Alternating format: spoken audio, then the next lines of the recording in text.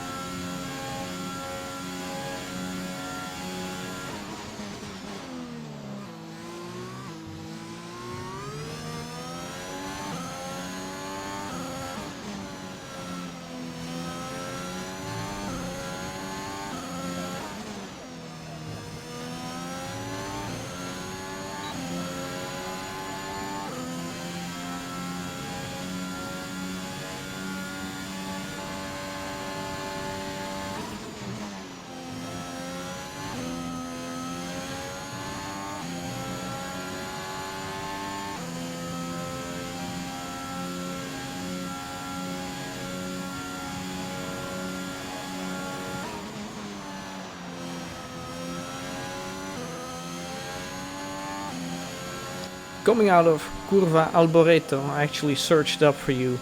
You can see I'm up by about 2.5 tenths, and in the end it is good enough for a second place. It was quite an okay lap, I would say. The second chicane wasn't optimal, and the second Lesmo also wasn't great. I think that's where most of the time was. Perhaps I could have absolutely sent it through Ascari a little bit more, but overall you do need to keep the lap clean, and I needed to improve my time to go up from 5th place on the grid to 2nd place. And talking about being on the grid, you could see it's raining quite a lot, and the game wants us to start on the full wet tire, and judging by the amount of rain according to the weather forecast, it probably won't be worth it to start on intermediate tires. So no cheeky strategies here, I'm just going to start on the full wet tire, and for this first stint I will increase my wings to 8.4 in order to get a bit more downforce, perhaps a little bit more rotation, and yeah, let's see what happens. We need to be very careful heading into the Rettifilio chicane, which is turn 1. Nobody knows where the grip is, where the braking point is, and we're underway for the Italian Grand Prix.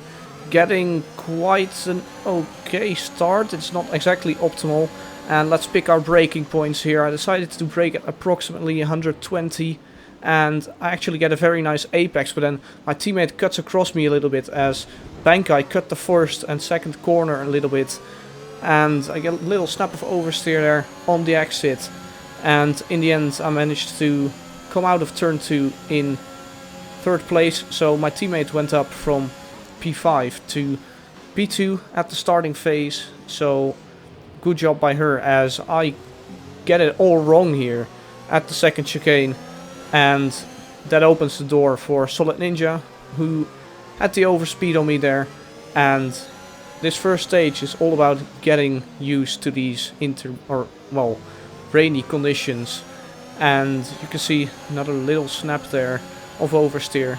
Meanwhile, Solid Ninja pulling a little gap on me. Gabs also had quite a horrible start after initially getting up to 2nd place, but then I do miss my braking point a little bit, and it's damage. It's a yellow front wing, and this really unravels the race, because now we have to come in on lap 1 for a new front wing, which is not optimal, of course. Gabs also didn't have a great start, and I'm pretty sure he also actually had damage, and yeah, this is just completely on me.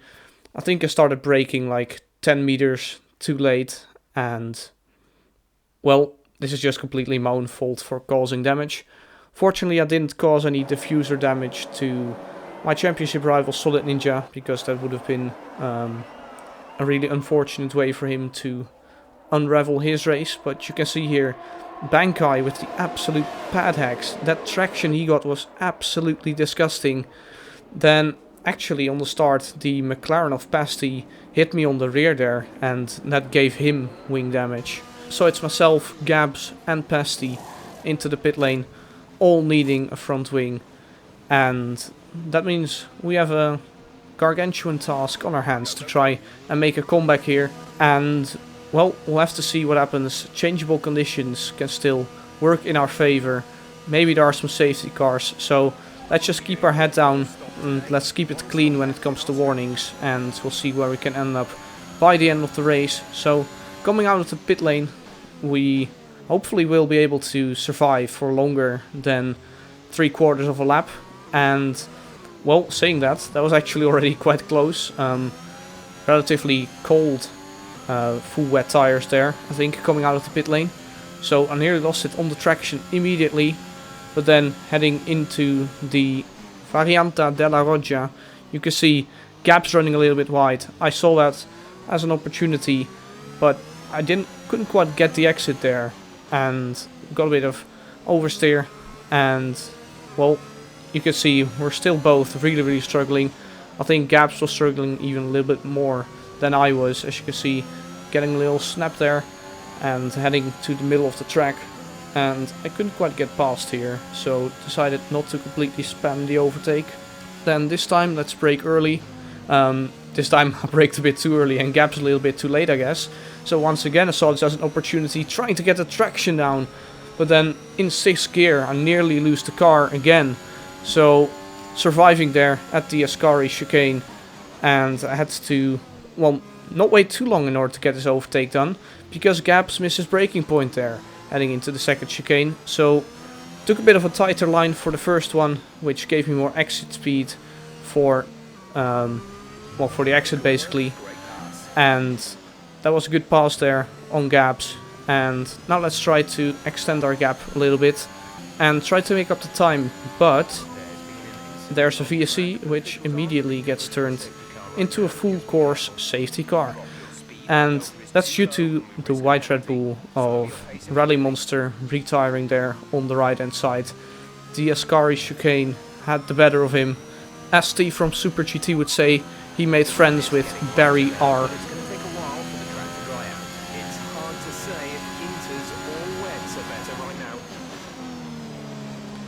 So it's hard to say whether inters or wets are better, and I was definitely planning to take this gamble, because I know from previous experience on this game, when Jeff says that either wets or inters are better, it probably means inters are better. So I actually waited another lap because I knew the safety car wouldn't come in. So let's head into the pit lane now for a fresh set of intermediate tires. As you can see, Moosington behind already opting for intermediate tires on that previous lap. And yeah, well, it's a little bit of a gamble, but it's probably the right call to make. And Gabs didn't think it was the right call, and he has continued on his wet tires. So a little bit later, and you can see quite a lot of people made their pit stop. Unfortunately, I can't really show it clearly to you because I went quite quickly through the race director here, checking for warnings for everyone. As you can see, I'm still on 0 warnings. And you can also see that Sastar, Tash, Gabs and Pasty have stayed out on full wets. So that will be basically 4 free positions for us. And let's get this restart underway. And I'll definitely get a better one than Moosington. And we'll see what happens here. The visibility is quite bad still, a lot of spray kicking up, and actually braking quite early here for turn 1. This is really conservative, and I actually headed over the bump there on the right hand side for the first chicane a little bit, and you can see there, McLaren in the wall. It's Pasty, but it's a really slow hit with the wall, so he will be able to continue his race. Not sure if he has damage or not, but that is 1 free position. Fortunately, it's one of the wet runners. And you can see here into the 2nd chicane, everyone's getting tangled up a little bit, and you can already see there that Marcus and Cronexus are looking to get past Gabs, who is still on his wet tires, and they managed to do so with Marcus with a send there into the 2nd Lesmo. Really nice move by him, and it also opened the door for me to overtake Gabs for the 2nd time this race. And you can clearly see the wet runners are on the wrong strategy at this point. So up to a net P7 in this race, with now I believe only Tash and Sastar ahead on the full wets. In the meanwhile, you can see the Haas car in front of me, Marcus, and we're closing in on him using a little bit of the slipstream. And I think we were running a bit lower wings than him as well, as he makes a mistake heading into Parabolica, running quite wide. And I saw this as an opportunity to turn on the ERS and try to force an overtake, as the bump there on the exit was actually quite scary. I didn't even know that bump was there. But we're trying to go around the outside into turn 1 and leave him the space on the inside. And in the end he doesn't decide to challenge it around the outside. So that's the move done for P6 in this race, and it will actually be a net P5, because at this stage Tash is still staying out on his full wet tires, and we will close up to him rapidly because it's definitely intermediate conditions at this moment in time. Then coming out of the 2nd chicane there, getting a bit of oversteer, and Marcus having a little look down the inside. The arrow turned red for a little bit, so I decided not to risk anything and leave him a little bit of space. I'm of course driving with the championship in mind, and I don't want to get spun out by something that's quite silly. Having a little look there at the restart, you can just see taking it quite conservatively, my teammate sending it down the inside of a couple of cars, and Pasty actually crashing himself out because he didn't really leave space on the outside for gaps, and that reminded me of something. So let's roll this little clip a bit.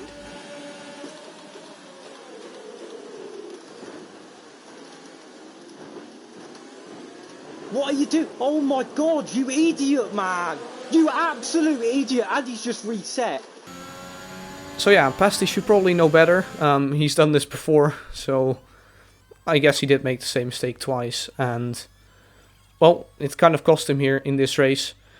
So let's continue our race then, and let's try to hunt down some others. As you can see here, second chicane, Tash decided to take the escape road there, and it's quite an awkward rejoin here because I had to slow down a little bit, and I wasn't sure if he had damage or anything, so I probably should have been a little bit more aggressive here, and I should have just kept my overtake on here since I'm already only 2/10 behind, but I decided not to for some reason. I didn't realize he was on wet tires here. Thought he had, I don't know, just made a mistake at this point.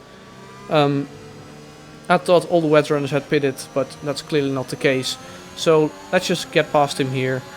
Coming out of Ascari, not the best traction you've ever seen, but it is enough to make a move down the inside here into Parabolica, and this is just candy from a baby really. And Tash will actually pull into the pit lane because he's realized now that this strategy by trying to stay out on the wets is probably not going to do him any well. And now everyone that started on the wets has pitted, so we're up into P5 in this race. And you can also see I was closing in on Bankai and Crow a little bit, and it was quite an interesting dynamic at this stage of the race because I felt quite comfortable in these intermediates, and I think Crow and I were a little bit faster than Solid and Bankai up ahead. So this will turn into quite an interesting fight. As you could see, Crow Nexus with a double fishtail there. I'm just gonna call that a new move. Sort of sounds like a Pokemon move, but whatever. The double fishtail.